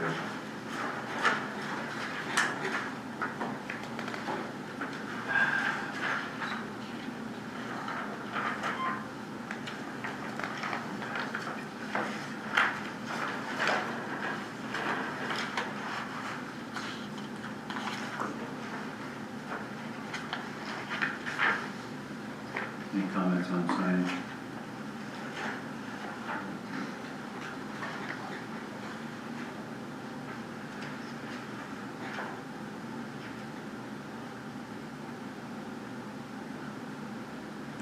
Under D, 1, prohibited They have a bigger definition of prohibited flashing, things that flash, things that give out odors, things that blink, anything that can be confused or obstruct traffic control, interfere with motoring public, would be found to be a public nuisance pursuant to Chapter 1, nuisance of the Dune City Code. That's more restrictive, but I don't know that it restricts anything that exists right now. Nothing. All right. But it would not allow that blinking green sign the marijuana guy has on 101, just north of us. That thing lights up the whole road at night. When you come over that hill. Yeah, I would say get rid of that anyway. yeah. It's a nuisance. Exactly. That wouldn't be allowed in Dune City. There's a good example. It's bright. And no commercial, no sign in city shall exceed 16 feet from ground level. This, I don't know how, we do this, number 3 or E on page 58. It says, size of sign, commercial property facing 101 shall be entitled to erect a sign whose space does not exceed 125 square feet. There's got to be a serious question there because I had a sign on 101 and I was beat out of it by an individual and taken to court, and you cannot do anything on 101 without the consent of the state. Right? So that all goes through the state. If you're in state right away. Yeah. Even if you're outside of state right away, and the Really? state will not let you put a sign back up. Out of the right of way, out of their jurisdiction, how do they have jurisdiction on that? The judge was gonna side in my favor, but I had to take the sign down because it would have cost me $3.1 million in fees from the state, because they were gonna fine me $1,000 a day for every day that I didn't take the sign down. Wow. Because they said that I didn't have legal authorization for the sign to be there, which I did and I proved, but the guy died before the court proceedings, and so I had lost my sign and I could not get it back. And so I don't know how we can do this for Highway 101 because that's all regulated by the state to my knowledge. Now, unless Rapunzel knows of something different, You sure that wasn't in state right away? no, it was not in state right away, it was on private property. Yeah. So this affects a very small number of parcels, because most of the 101 frontage is Lane County. There's just a couple little pieces that are Dune City. Yeah, it was. Right, the it RV was, and the it was motel. Lane County, because it was on You were on the Lane. north side of Clear Lake, right on the corner of Clear Lake and 101. Right, And it's set on private property. okay, but it was not in the Dune City, No. city limits. I have no Yeah. idea. I mean, other than you, I don't know that it's come up either, but, our jurisdiction is a very small little slice of that. I just question whether or not we can even do that. I mean, I don't know. I don't know either. If nothing else, Just this- from my experience is if all. nothing else, this paragraph applies to Dune City's sign out there on the corner. Except it doesn't, because the state can't regulate a city sign. We looked that up when we were looking at how big it was and could we replace the face of it, and did we have to go to ODOT? And there's actually a law that allows cities and counties to have signs in the state right away. They can't regulate the city. So we replaced the sign, we didn't have to ask for permission, but everybody else does. So there's a carve out just for government entities for like placemaking signs, welcome to Dune City type of thing was allowed. At the other end of town, it was an ODOT sign that said entering Dune City, and that one's gone. Disappears all the time. Okay, so I don't know where it was. I mean, the city didn't have anything to do with it, but Ricky brought that up, he was right. The one is So disappeared. look, it's gone. Yeah, You have to ask for a replacement. So yeah, we were exempt just for a city sign. Okay. But everybody else, you're right, you need to get an encroachment permit if you're in the states right away or in there. I don't know if they have some setback that they can regulate, but I don't know. The statement that they made and the legal, and I could go back and get all my paperwork because I've still got it, but it didn't matter if it was on 101, even if it's on private property, they have control and the right to tell you whether or not you can actually put one up or not put one up. And according to the state, they no longer will let you put new signs up unless it is their sign that you buy from them. You buy one green and white. Well, you know, my business is on 101 and I'm not in the city and there's no requirement like that on me. I can't put something in the right of way, but on my private land, they have no say in it. Well, I'll tell you what, And I put up two signs, I've got two signs. At the other end of I town. wish I could find an attorney that would take on the state because it cost me millions in advertising. Of course. Yeah. Well, So, and I've got proof that there was permission for it to be there, written permission. Right. how about this? It is, anyway, 7:50, almost 1. Why don't we stop right here? And maybe we do a little research between now and the next meeting, see if we can find ODOT. Because ODOT does have a lot of requirements for signage, but it's usually if you're on their side of the line and you're asking for permission. You know, they might have 200 foot of right of way with a 70-foot wide piece of asphalt, and you can get an encroachment permit, and they'll say, you know, be 50 feet back, and you got to pay a fee, and it's going to be this big. But if you're on private property beyond that, we'll see what we can find. They can also So- control, they also can control lighting that affects the limit of Right, traffic. Yeah. if that lighting spills over and everything. Yeah.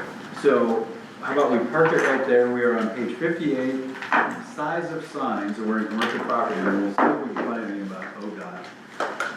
Because it's specific, you're right, it's basic Highway 101, and, we'll see what we can find out between now and then. And with that, we will, any other comments before we close the public hearing up to this point on stuff we've covered? If not, we're gonna close the public hearing, and continue it to the second meeting in June, whatever that day is. June 18th, 6 p.m. And we will now, let's see, I think we got through all of our other business.